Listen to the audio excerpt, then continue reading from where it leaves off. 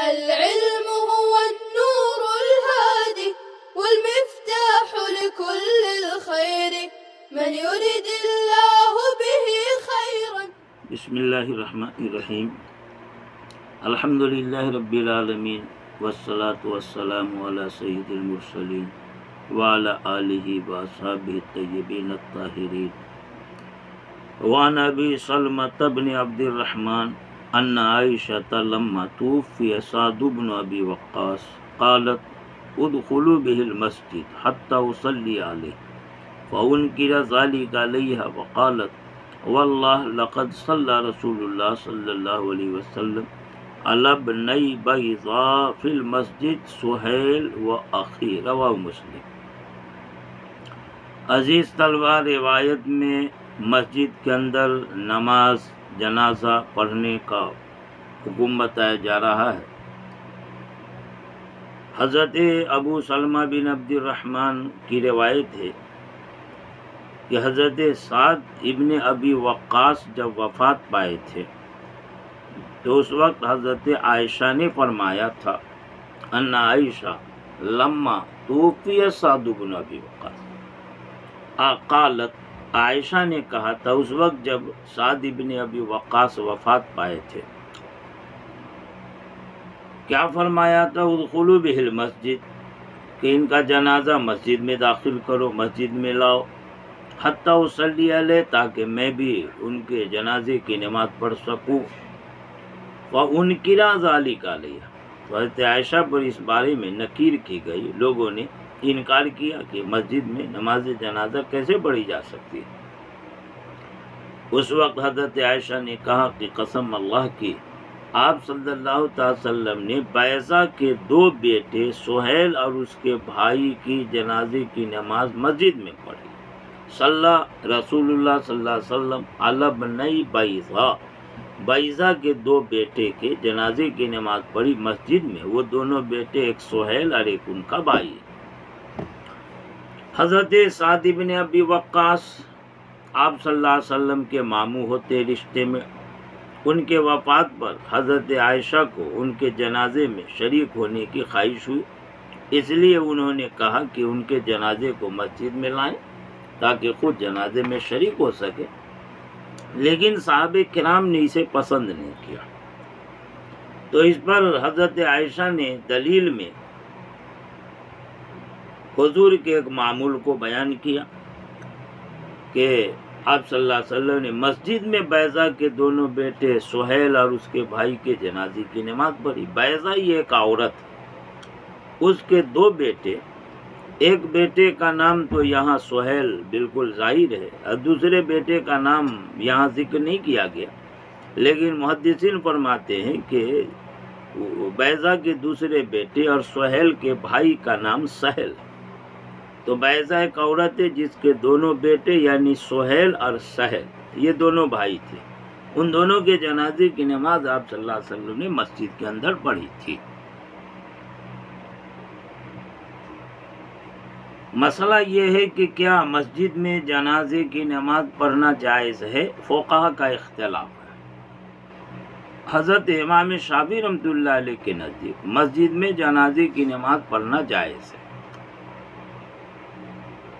یہ حضرات حضرت عائشہ کی اس روایت سے استدلال کرتے، لیکن احناف فرماتے ہیں کہ مسجد میں جنازے کی نماز پڑھنا مکروہ ہے. بعض لوگوں نے احناف میں مکروہ تحریمی کہا ہے اور بعضوں نے مکروہ تنزیہی کہا ہے. زیادہ راجح یہ ہے کہ یہ مکروہ تنزیہی ہے. حضرت امام شافعی نے استدلال کیا کہ دیکھو حضرت عائشہ فرماتی ہے ادخلوا بہ المسجد، کہ انہیں مسجد میں داخل کرو یعنی اندر لاؤ تاکہ میں بھی جنازے میں شریک ہو جاؤں. اور دلیل میں فرمایا کہ آپ صلی اللہ علیہ وسلم نے بیضاء کے دونوں بیٹے کے جنازے کی نماز مسجد میں ادا فرمائی. یہ حضرت امام شافعی کی دلیل ہے اور حدیث احناف کے خلاف ہے.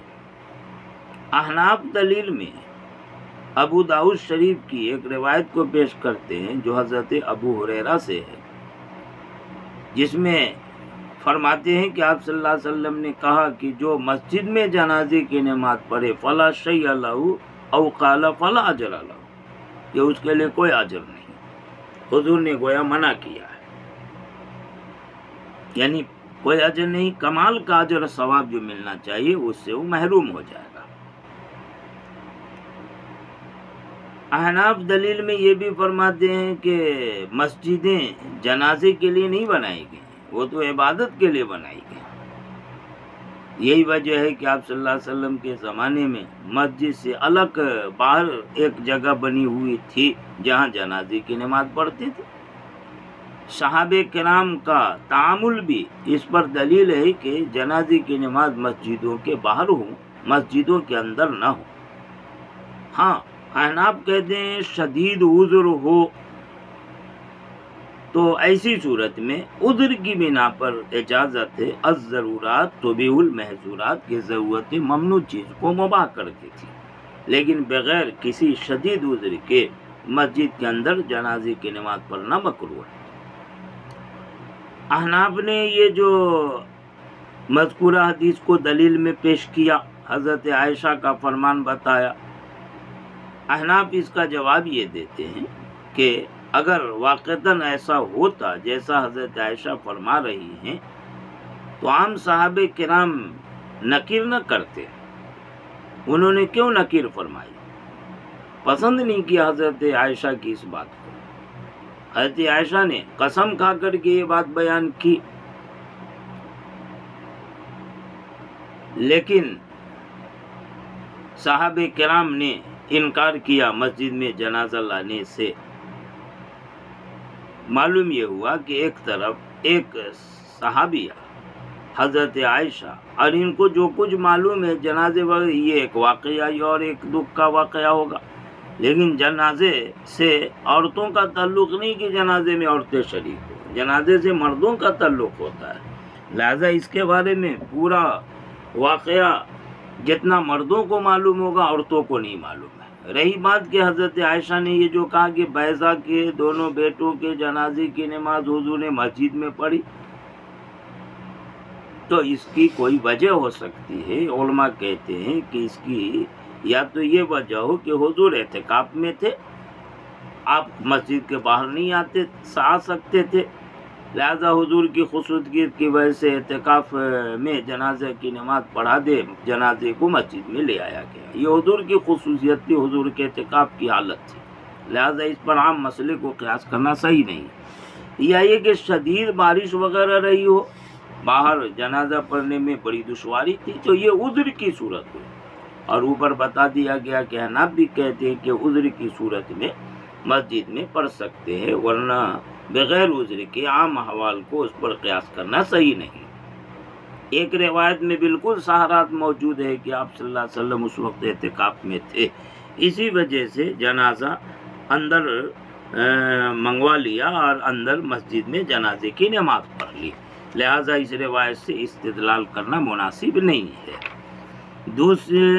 دوسری بات یہ ذہن میں رکھیں کہ احناف جو کہتے ہیں کہ مسجد میں جنازہ کی نماز مکروہ ہے، اس کی دو علت. ایک علت تو یہ ہے کہ مسجد کے اصل مقصد کے خلاف ہے. یہ مسجد جنازے کے لیے نہیں بلکہ دوسری عبادات کے لیے. اور دوسری علت یہ ہے کہ اس میں تلویث مسجد کا خطرہ ہے، یعنی جنازہ اندر لانے سے میت کے لاش سے کوئی ناپاک چیز خون وغیرہ وغیرہ گر جائے جس سے مسجد آلودہ ہو جائے. اس بنا پر جنازے کی نماز مسجد میں پڑھنے کو مکروہ کہتے ہیں احناف. بقیہ اگر عذر وغیرہ ہو تو اس میں کوئی حرج کی بات نہیں ہے. آگے روایت حضرت سمرہ بن جندب کی ہے جس میں وہ کہتے ہیں کہ میں نے آپ صلی اللہ علیہ وسلم کے پیچھے جنازے کی نماز پڑھی ایک ایسا عورت کی ماتت فی نفاسها، جو اپنے نفاس میں وفات پا گئی تھی. فقام وسطها، تو حضور اس کے درمیان کھڑے ہوئے یا اس کے بیچوں بیچ کھڑے ہوئے. مسئلہ یہ ہے کہ جنازہ پڑھاتے وقت امام کو کہاں پر کھڑا ہونا چاہیے. یہاں ہے فقام وسطها یا وسطها، یہ وسط اور وسط دونوں پڑھ سکتے ہیں. اگر سین کو فتح پڑے وسط تو مطلب بالکل بیچو بیچ، یعنی ایک دم بالکل آدھا حصہ جنازے کا دائیں آدھا حصہ بائیں اور امام بالکل بیچو بیچ۔ اور اگر سین کے سکون کے ساتھ پڑھے فقام وسطہا تو وسط کا مطلب درمیان، یعنی میت کا جنازہ کا دونوں حصہ جو دائیں بائیں کا اس کے درمیان میں، اب بالکل بیچو بھی ضرور نہیں، تھوڑا سا ادھر تھوڑا سا ادھر ہو جائے کوئی حرج نہیں۔ بہرحال اختلاف اس میں کہ امام کہاں پر کھڑا ہو۔ حضرت امام شافعی رحمۃ اللہ علیہ فرماتے ہیں کہ اگر میت مرد ہے تو امام اس کے سر کی جانب کھڑا ہو، اور اگر عورت ہے تو پچھلے حصے کی طرف کولے وغیرہ کی طرف جو ہے اس کے پاس میں کھڑا ہو۔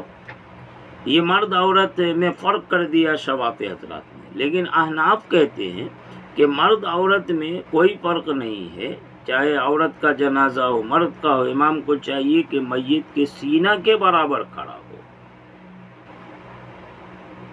یہ جو حدیث ابھی بیان کی گئی ہے یہ حدیث ہے اپنے ظاہری الفاظ کے اعتبار سے احناف کی تائید میں، کیونکہ حضور کے بارے میں بتایا گیا حضور درمیان میں کھڑے ہوئے وسط میں یا وسط میں، ظاہر ہے کہ سینہ وسط میں بیچی میں ہوتا ہے، اوپر میں سر ہے، ہاتھ ہے، کندھے ہے، نیچے پاؤں ہے، کولے ران ہیں، تو گویا سینہ نصف کا حصہ ہو جاتا۔